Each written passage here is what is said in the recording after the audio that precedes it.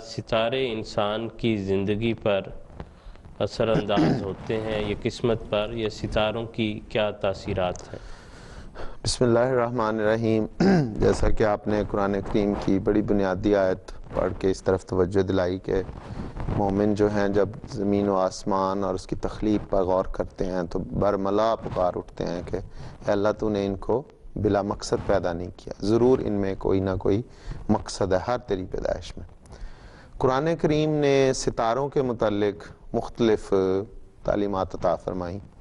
ایک جگہ فرمایا وَبِالنَّجْمِ هُمْ يَهْتَدُونَ کہ ستاروں سے وہ رہنمائی حاصل کرتے ہیں، ستاروں سے رستے تلاش کرتے ہیں۔ اور پرانے زمانے میں اگر دیکھیں تو لوگ اس سے رستے بھی تلاش کرتے تھے، اندھیروں میں جب بھٹک جاتے تھے تو ستارے کو دیکھ کے کہ کون سا رستہ کس طرف جاتا ہے وہ اس سے۔ اور اسی طرح یہ تو ایک ظاہری دنیا، اور اس کی ایک روحانی بھی تفسیر ہے کہ روحانی دنیا کے جو ستارے ہیں اللہ تعالیٰ کے برگزیدہ ہیں، ان کے ذریعے وہ روحانی دنیا میں بھی رہنمائی حاصل کرتے ہیں، وہ ایک الگ مضمون ہے۔ اسی طرح قرآن کریم میں اللہ تعالیٰ فرماتا ہے وَزَيَّنَّا السَّمَاءَ الدُّنْيَا بِمَصَابِيحَ وَحِفْظًا کہ ہم نے ستاروں سے اس آسمان کو جو ورلا آسمان ہے اس کو ہم نے آراستہ کیا ہے، اور یہ جو ستارے ہیں یہ دراصل انسان کی حفاظت کا بھی ذریعہ ہے، اس سے ان کی حفاظت بھی ہوتی۔ اور اگر ہم پرانے زمانے میں جائیں تو اس میں یہ آج کا علم النجوم جو ہے وہ آج کی دنیا کا علم نہیں ہے بلکہ یہ پرانے زمانے میں بھی ہے، اور احادیث میں بھی اس کا ذکر ملتا ہے۔ چنانچہ حضرت محمد مصطفیٰ صلی اللہ علیہ وسلم ہمارے آقا و مولا کی جب بعثت ہوئی ہے تو اس وقت بھی بڑے بڑے جو علماء جو ستاروں کا علم رکھنے والے تھے، اس میں جو اس دور میں دو بڑی حکومتیں تھیں قیصر اور کسریٰ، تو حضور صلی اللہ علیہ وسلم کی جب بعثت ہوئی اور جب صلح حدیبیہ کے بعد حضور نے خطوط بھجوائے ہیں تو اس وقت جو رومی حکومت کا بادشاہ تھا جس کا ٹائٹل قیصر تھا اور ہرقل اسے کہتے تھے، اس کے متعلق آتا ہے کہ بہت بڑا علم النجوم کا ماہر تھا، اور وہ اس پہ ستاروں پہ غور کرتا رہتا تھا۔ چنانچہ جب حضرت اقدس محمد مصطفیٰ صلی اللہ علیہ وسلم کا خط اسے ابھی ملا نہیں تھا تو اس کے متعلق آتا ہے بخاری میں، جو حدیث کی کتب میں سے سب سے اصح الکتب بعد کتاب اللہ کے نام سے موسوم ہے کہ اللہ تعالیٰ کی کتاب کے بعد سب سے زیادہ صحیح کتاب یہ ہے، اس میں یہ حدیث درج ہے کہ وہ آتا ہے کہ ابھی اس کو خط نہیں حضور کا ملا تھا تو وہ ایک دن صبح کے وقت بڑا تھوڑا سا جس طرح انسان کی طبیعت بڑی مزمحل اور بڑی تھوڑی سی اضطراب کی بے قراری جو ہوتی ہے، تو اس کے بعد درباریوں نے اسے محسوس کیا اور ان سے پوچھا، تو اس نے کہا کہ میں گزشتہ رات ستاروں پہ نظر ڈال رہا تھا تو مجھے معلوم ہوا کہ جو ختنہ کرنے والی قوم ہے ان کا بادشاہ ظاہر ہو گیا، اور وہ اتنا بڑا بادشاہ ہے، اس کی اتنی بڑی اس کی نشانیاں ہیں کہ وہ ساری دنیا پہ اس کی حکومت قائم ہوگی۔ چنانچہ جب حضور صلی اللہ علیہ وسلم کا خط اسے ملا تو اس وقت پھر اس نے اس کا اظہار کیا اس صحابی کے سامنے کہ مجھے پتا تھا کہ یہ نبی ظاہر ہونے والا ہے، لیکن مجھے یہ علم نہیں تھا کہ وہ آپ لوگوں میں ظاہر ہوگا۔ پھر اس نے اس پہ اظہار کیا کہ اگر مجھے میری یہ حکومت جو ہے یہ آڑے نہ آتی، اس قسم کا یہ اظہار ہے کہ کاش مجھ میں یہ ہمت ہوتی اور میں اس تک پہنچتا اور اس کے پاؤں کو دھوتا، اپنے لیے یہ سعادت سمجھتا۔ اور اس نے کہا کہ ایک وقت آئے گا کہ جہاں پہ میں کھڑا ہوں یہ زمین، اس زمین کا بھی وہ مالک ہوگا۔ تو یہ گویا یہ علم بہت پرانا ہے۔ اب جہاں تک اب اصل سوال کی طرف آتے ہیں، جہاں تک اس بات کا تعلق ہے کہ ستاروں کی کیا، ایک تو قرآن کریم نے کہا کہ وہ حفاظت کا ذریعہ ہیں، ان کو سجایا ہے آسمان کو۔ حضرت اقدس مسیح موعود علیہ السلام جو حضرت محمد مصطفیٰ صلی اللہ علیہ وسلم کے غلام صادق، آپ کی پیشگوئیوں کے عین مطابق نبی کے طور پہ مبعوث ہوئے اس زمانے کی ہدایت کے لیے، تجدید دین کے لیے، آپ نے اس مضمون پہ بڑی گہرائی کے ساتھ اس پہ روشنی ڈالی ہے، اور آپ نے فرمایا کہ ستاروں کی تاثیرات ہیں اور برحق ہیں ان کی اثرات، اور ستارے اثر ڈالتے ہیں زمین پر، جمادات پر بھی ڈالتے ہیں، نباتات پر بھی ڈالتے ہیں، انسانوں پر بھی ستارے اثر ڈالتے ہیں۔ اور ستارے آسمان پہ ستاروں کا ہونا جھرمٹ کے جھرمٹ جو ہیں وہ اس لیے نہیں ہے کہ کوئی خوبصورتی کے لیے صرف بنا دیے اور کھلونے کے طور پہ نہیں ہے، بلکہ جس طرح آپ نے آیت پڑھی کہ یہ بلا مقصد نہیں ہے، ان میں ایک مقصد ہے۔ اور حضرت اقدس مسیح موعود علیہ السلام نے فرمایا کہ بڑا ہی بے عقل وہ شخص ہوگا جو یہ کہے کہ دنیاوی نباتات، زمینی نباتات کا تو انسان کی طبیعت پہ اثر ہوتا ہے۔ حضور نے وہاں پہ بنفشہ، نیلوفر، مختلف نباتات کا ذکر کیا کہ اگر ایک انسان بیمار ہوتا ہے تو وہ بنفشہ اور نیلوفر وغیرہ کے پھولوں سے دوائی بنا کے کھا لیتا ہے، تو وہ تو اس پہ اثر انداز ہوتی ہے، لیکن وہ اجرام فلکی جو اللہ تعالیٰ کے عجائب کے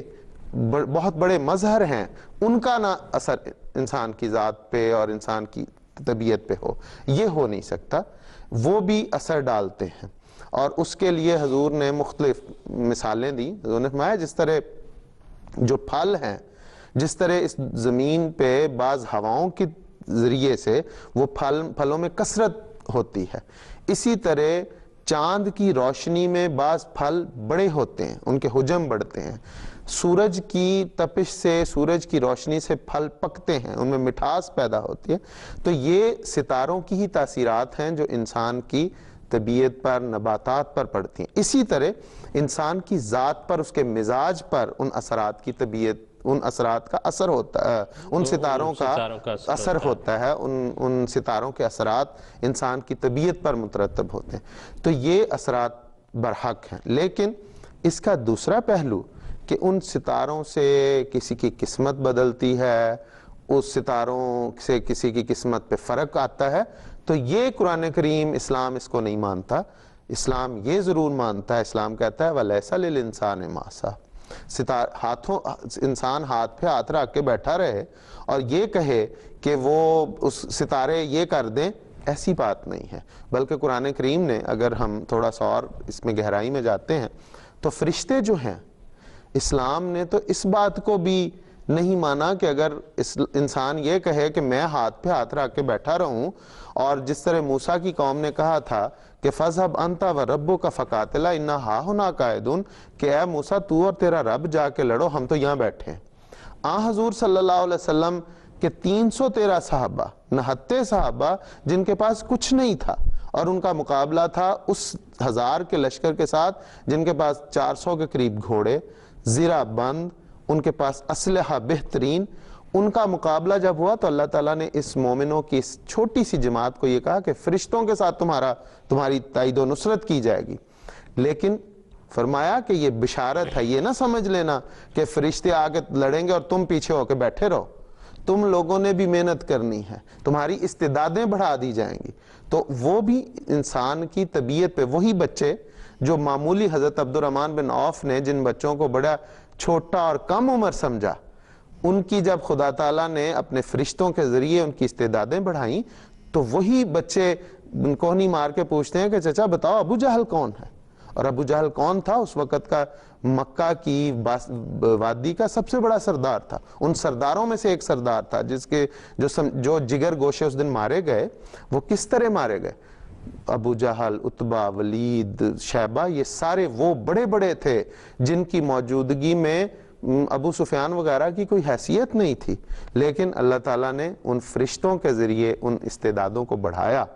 تو یہ انسان کی ذات پہ کام انہوں نے خود، محنت انہوں نے خود کی، ستاروں کے اثر سے جنگ نہیں جیتی۔ یہ جو ہے کہ انسان نے خود محنت کرنی ہے، اس کے نتیجے میں اللہ تعالیٰ اپنے فضل سے اس محنت کو بڑھاتا ہے اور انسان کے لیے اس کے اچھے نتائج پیدا کرتا ہے، لیکن اس پر انسان تکیہ کر کے بیٹھ نہیں سکتا کہ یہ ستاروں کی ایسی چال تھی، ستارے گردش میں تھے، ایسا جو ہے وہ کچھ نہیں نظر آتا۔ جو آپ نے جو ٹی وی چینلز کا ذکر ہے اس میں تو یہی ہے کہ وہ بتا دیتے ہیں کہ ستارے یہ کریں گے اور وہ کریں گے، آپ کچھ کرنے کی ضرورت نہیں ہے۔ ابھی جو ہے آپ کے لیے ماحول اچھا نہیں ہے، ابھی جو ہے وہ ستارے اچھے نہیں ہیں، اگلے کچھ عرصے میں جو ہے وہ بہتر ہو جائیں گے۔ حالانکہ اور ایک جو ہے پر حکمت اور لطیف بات مجھے دیکھتے ہوئے یہ نظر آئی کہ جس صورت میں یہ بیان ہے ستاروں کا، اور جس کا آغاز یہاں سے ہوتا ہے سورہ نجم۔ جی نجم، بالکل ستارہ، بالکل اس کیٹیگری کے لیے ایک نام چوز کیا، اس میں جو تعلیم ہے اندر وہ بہت ہی عظیم الشان ہے۔ جو آیت ابھی آپ نے جس کا ایک حصہ وہ پڑھا کہ لیس للانسان الا ما سعی، جی بالکل، انسان کے لیے اس کے سوا کچھ نہیں جو وہ محنت کرتا ہے۔ بالکل اس سے پہلے والی آیت ہے اللہ تزر وازرۃ وزر اخری، کسی جان کا بوجھ کوئی دوسری جان نہیں اٹھا سکتی۔ لیس للانسان الا ما سعی، انسان کے لیے اس کی کوشش کے سوا کچھ نہیں۔ ان سعیہ سوف یرا، اور اس کی کوشش ضرور زیر نظر رکھی جائے گی، دیکھی جائے اس گی۔ سورت کا نام ہے نجم۔ نجم، ستاروں والی صورت میں ایسا کھول کے اس تعلیم کو بیان کیا ہے، اور جتنی باتیں لوگ ستاروں سے پوچھتے ہیں ان سب کا بیان اس میں ہے۔ بالکل، اس میں آگے جا کے جو ہے کہ اس کی کوشش کو ضرور دیکھا جائے گا، اور پھر اسے اس کی بھرپور جزا دی جائے گی اس کوشش کی۔ اور وَأَنَّ إِلَىٰ رَبِّكَ الْمُنْتَهَىٰ، اور یہ کہ تیرے رب کی طرف ہی بالآخر پہنچنا ہے۔ نتیجہ وہی نکلتا جو ہے، وہ انسان کی تان جو ہے وہاں جا کے ٹوٹنی چاہیے، کسی ستارے پر نہیں۔ اور پھر فرمایا، اور پھر ستاروں والے یہ کہتے ہیں کہ جی آپ کو خوشی ملے گی، آپ کو غمی پہنچے گی۔ اس کی ساری ضمیریں جو ہیں اللہ تعالیٰ کی طرف پھیری ہیں۔ اَنَّهُ هُوَ أَضْحَىٰ وَأَبْكَىٰ، أَضْحَكَكَ وَأَبْكَىٰ، کہ اسی نے تجھے ہنسایا اور رلایا، وہی ہے جو ہنساتا ہے اور رلاتا ہے۔ وَأَنَّهُ هُوَ أَمَاتَ وَأَحْيَا، یعنی خوشی اور غمی اسی کی طرف سے آتی ہے، ستاروں کی طرف سے نہیں آتی۔ ستاروں سے نہیں ہے۔ یہ سورہ نجم میں بیان ہے، جی بالکل، جس کا نام جو ہے وہ ستارے کے نام پر ہے۔ أَنَّهُ خَلَقَ الزَّوْجَيْنِ الذَّكَرَ وَالْأُنثَىٰ، کہ اس نے جوڑا پیدا کیا نر اور مادہ۔ پھر یہ کہ ستاروں کے اثر کے نیچے جو ہے وہ بچیاں پیدا ہوں گی، بچیاں پیدا ہوں گی یا بیٹے پیدا ہوں گے۔ پھر آگے پھر ایک جو فکر انسان کو ہوتی ہے اور جس کے لیے لوگ عام طور پر جو ہے وہ فون کرتے ہیں، پوچھتے ہیں، وہ یہ ہوتا ہے کہ میرے مالی حالات کیسے رہیں گے۔ فرمایا کہ انہو ہوا اغنا و اقنا،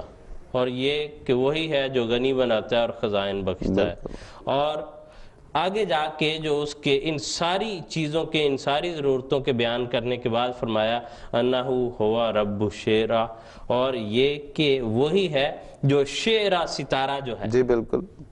اس کا رب جو ہے وہ ذات ہے جس کو توحید کے لیے اسلام نے پیش کیا ہے۔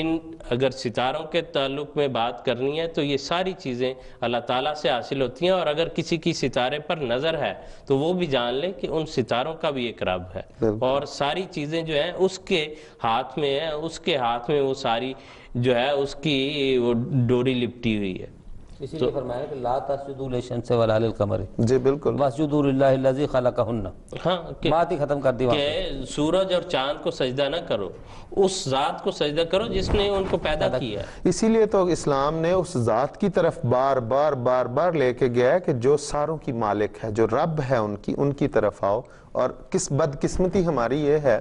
کہ پھر تھوڑا سا اس طرف آتے ہوئے کہ جو چینلز کی ذکر کر رہے ہیں آپ، بدقسمتی یہ ہے کہ وہ مسلمان ہے، وہ عیسائی ہے، وہ ہندو ہے، کوئی ہے، ہر بندہ اس کی طرف جو وہ بتا رہا ہے، وہ علم الاعداد بتا رہا ہے، وہ ستاروں کا بتا رہا ہے، جو بھی بتا رہا ہے، وہ سمجھ رہے ہیں کہ وہی اس ذات کی طرف کوئی نہیں آ رہا، خدا کی طرف کوئی نہیں آ رہا، توحید سے ہٹ کے ایک شرک کی طرف اور وہاں سے اور جو کوئی وہ ان کو اسلامی تعلیم کے حوالے سے بتاتے ہیں، وہ بھی عجیب ٹونے ٹوٹکے ہیں۔ جی، ان کو کہیں گے کہ کالے بکرا جو ہے اس کا صدقہ دے دو، اتنی جو ہے وہ دال دے دو، فلانا کر دو۔ یہ بھی سارے جو ہیں انسان کے لیے جو اللہ تعالیٰ نے طریق متعین کیے ہیں کہ اللہ تعالیٰ کی عبادت کرے، اس سے جو غلطیاں ہو جائیں انسان سے اس پر بخشش طلب کرے، اور اللہ تعالیٰ سے ہر وقت خیر طلب کرتا رہے۔ وہ ذات انسان کو ہر مصیبت سے نکال سکتی ہے اور نکالتی ہے، اور ہر بھلائی پہنچا سکتی ہے اور پہنچاتی ہے۔ اسی کی طرف جو ہے وہ انسان کی توجہ رہنی چاہیے، اور یہی اسلام کا مدعا اور مقصد ہے۔